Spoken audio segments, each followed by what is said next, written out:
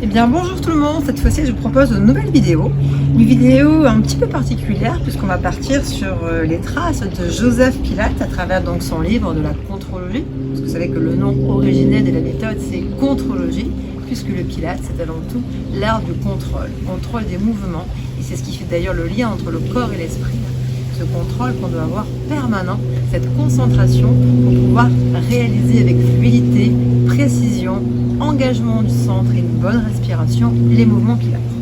Alors il y a ça, le livre a été édité pour la première fois en 1945, on est en 2022 donc forcément les postures ont évolué.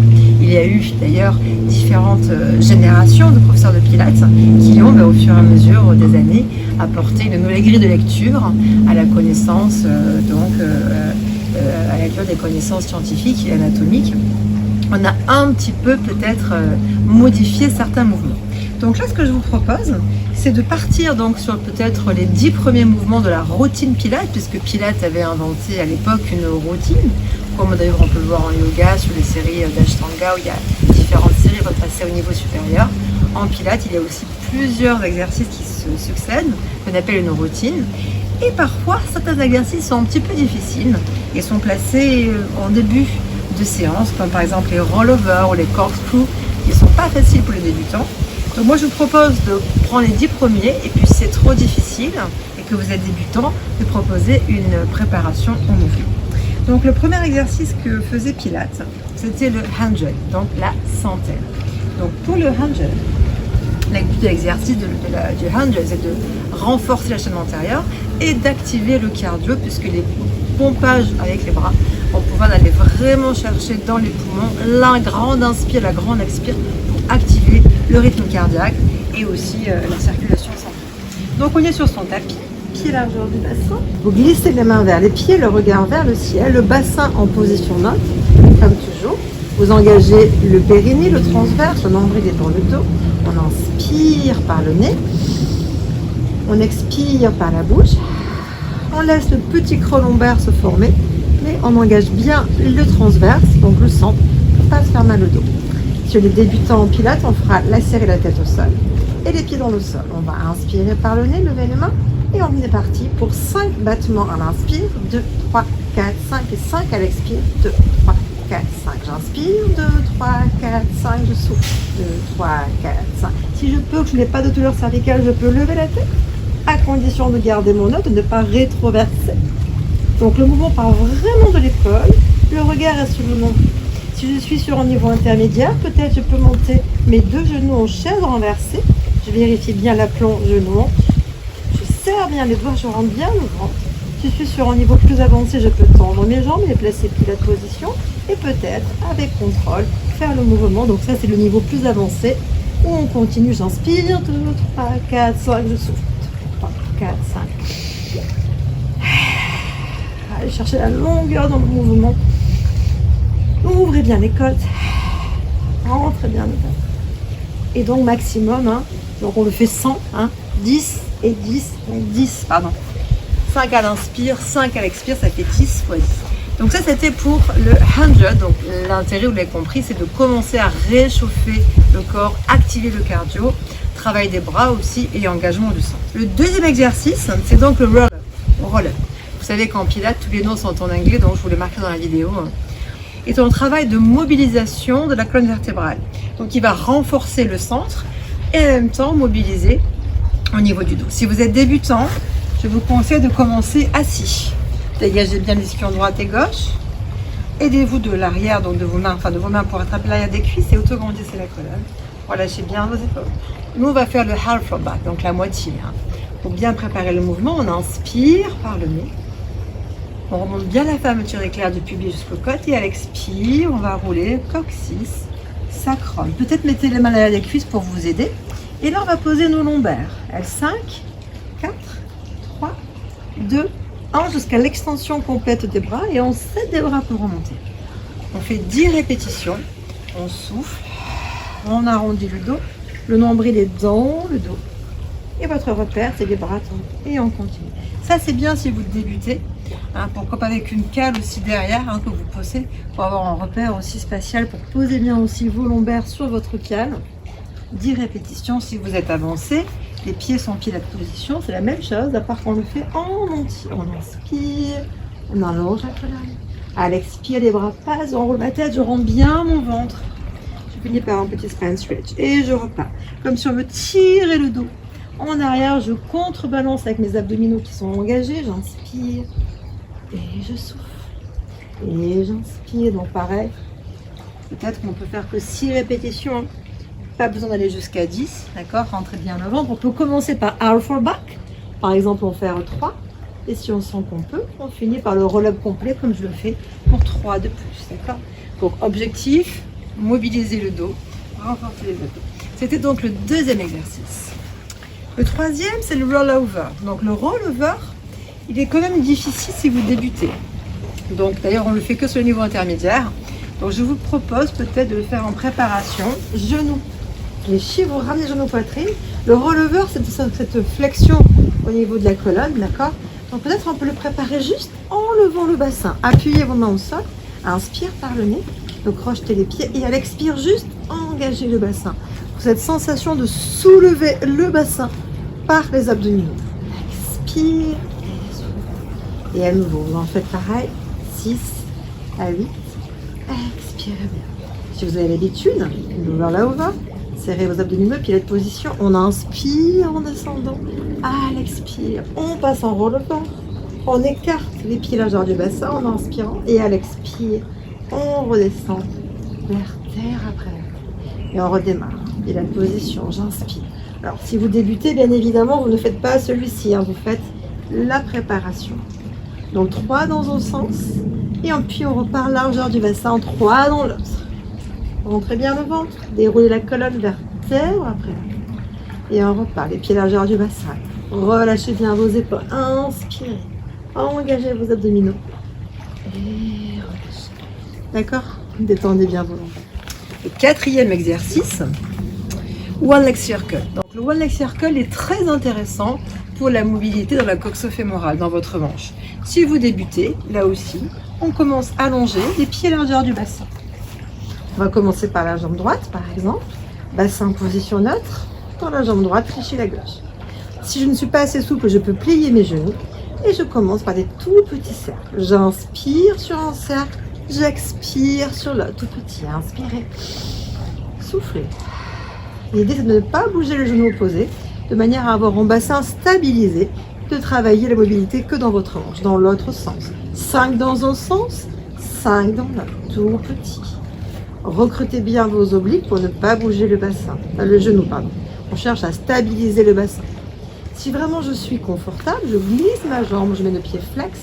D'accord, je tends la jambe et là je vais croiser et faire un rond de jambe sans bouger manche opposée. Inspire en descendant, expire en remontant. Les bras peuvent se placer en croix ou au long du corps et dans l'autre sens. J'ouvre mais sans partir, d'accord, en gardant le bassin stabilisé. Inspire et ouvrez bien. Rentrez bien le ventre et finissez. Pour le changement, donc si je rappelle, genoux fléchis si j'ai des raideurs tendus. Inspire sur l'enserre. Pareil du côté gauche, tout petit. Regard vers le ciel, nombril dans le dos. Et dans l'autre sens, tout petit. Tranquillement, si tout va bien, je tends la jambe et je crois. Grande inspiration. 3 dans un sens. D'accord? Et 3 dans l'autre. Je ne fais pas jusqu'au bout, c'est juste pour vous montrer les exercices. D'accord? Du répertoire pilates. Rolling like a ball. Donc, roll like a ball, ça c'est un exercice qu'on fait souvent. Alors, on démarre au bout de son tapis. On a donc les pieds comme ceci, pilates position, les mains sur les genoux. Votre départ est ici, le regard sur le pubis. Il s'agit vraiment d'arrondir la colonne vertébrale. L'idée est de rouler cette posture. On part comme ça, on revient comme ça. On inspire, on ne pose pas la tête au sol. On expire, on ne pose pas les pieds au sol. J'inspire en arrière, j'expire en retour. Il s'agit vraiment d'engager les abdominaux pour ne pas poser les pieds au retour. D'accord? Donc, cette notion de rouler comme une balle, c'est un travail d'équilibre.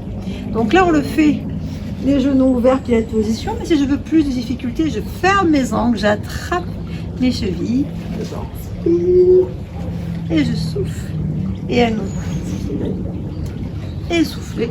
Vous faites entre 6 et 8 rollings Attention, le danger qu'on voit souvent chez les débutants, c'est regarder les jambes qui se tordent, la tête qui se relâche. Là, il s'agit de garder les genoux fléchis, la tête dans les genoux et de relâcher. Et relâcher.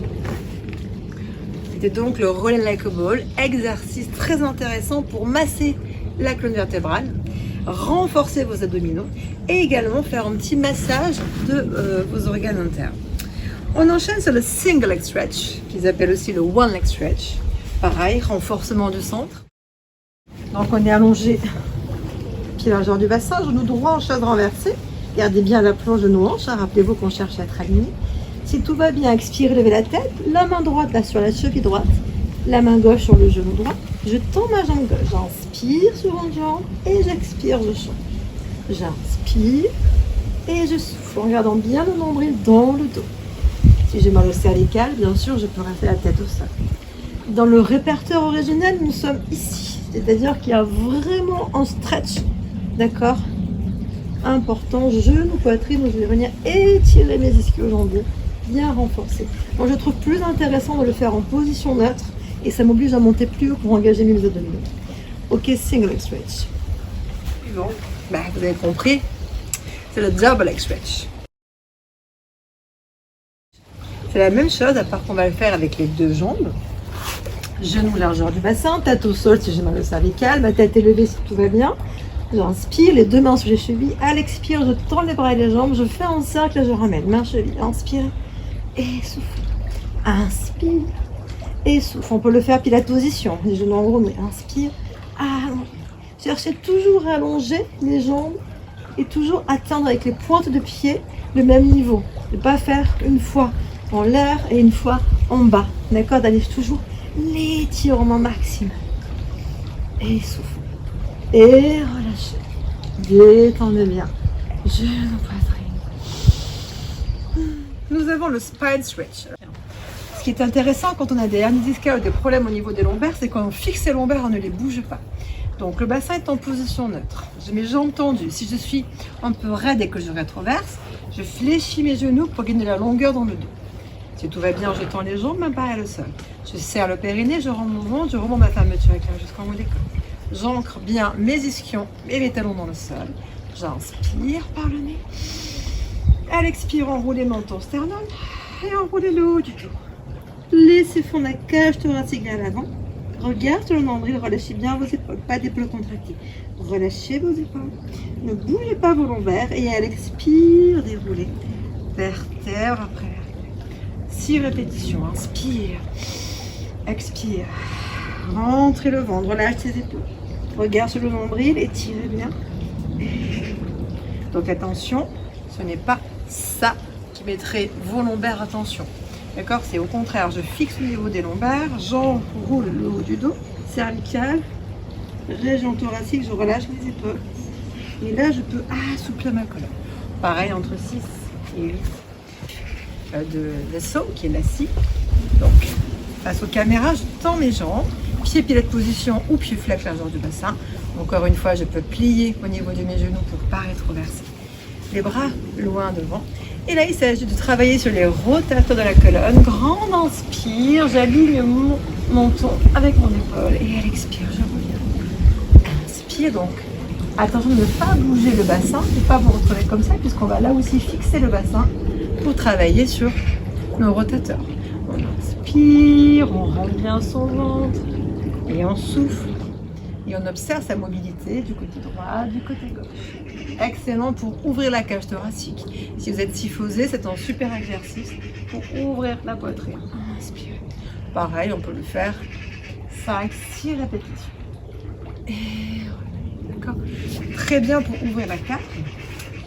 Nous avons ensuite le swan dive. Alors, intéressant le swan dive puisqu'on va mobiliser donc la chaîne postérieure et renforcer le dos. Donc, si vous avez des problèmes de dos, c'est un super exercice. Alors, on ne va pas le faire de niveau avancé, ça serait trop difficile. On va se mettre sur le ventre, largeur du bassin, le nombril dans le dos, les pieds largeur du bassin et les doigts qui glissent vraiment vers le sol, front dans le tapis. Je rentre mon ventre, je glisse mes épaules vers l'arrière et sur l'inspire, je décolle le front, le bout du nez pour faire une belle rampe de lancement et à l'expire, je relève. J'inspire, je rentre mon ventre. Surtout, hein, armez le centre pour ne pas vous faire mal au dos. Et descendez. Et à nouveau, inspirez. Cherchez cette belle longueur dans le dos. Pareil, entre 5 et 6 respirations. D'accord, on peut le faire avec les mains éventuellement devant ou en chandelier. D'accord. Et après, étirez dans le coquillage votre dos. Inspirez. Essoufflez. À nouveau, inspirez. Si vous avez mal aux épaules, désactivez vos bras en mettant les mains près des pieds, relâchez votre dos.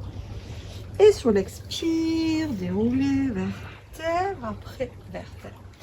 Voilà pour cette petite série, on n'a fait que le début. Ensuite, tu aurais dans d'autres exercices, mais qu'on verra sur une prochaine fois. Moi, par exemple, je rajouterai, pour compléter cette séance, on était beaucoup sur la chaîne antérieure. On a fait un petit peu de chaîne postérieure, mais très peu avec le swan dive.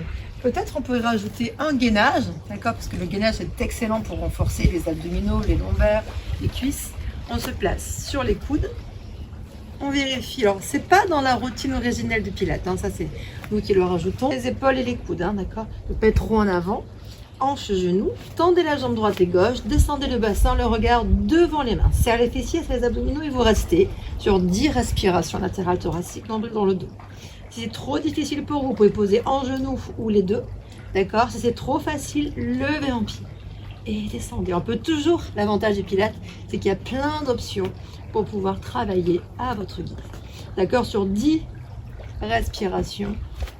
Et vous relâchez. Moi, j'aime bien finir par un petit stretch. Le chat, qui n'est pas non plus dans le programme hein, de Pilates. Donc, on inspire en dos plat. On ouvre la poitrine, on étire sa colonne et à l'expire, on arrondit le dos. Et à nouveau, inspirez. Et soufflez. Et voilà. Voilà, c'était donc la routine de Pilates avec certains exercices choisis plutôt pour les débutants. Moi personnellement, je ne suis pas très fan de faire cette routine là parce qu'on est beaucoup sur le dos au début, on est beaucoup sur de la chaîne antérieure et je trouve intéressant dans la méthode justement de varier les chaînes musculaires, d'être sur de l'antérieur, du postérieur, du latéral, d'être debout ou assis, de jouer un petit peu sur les dynamiques, ce qui fait aussi monter le cardio et qui vraiment travaille tous les muscles du corps. Mais voilà, c'était important de rendre hommage au maître. Donc voilà, j'espère que ça vous a plu, que vous pourrez pratiquer avec moi. À très vite.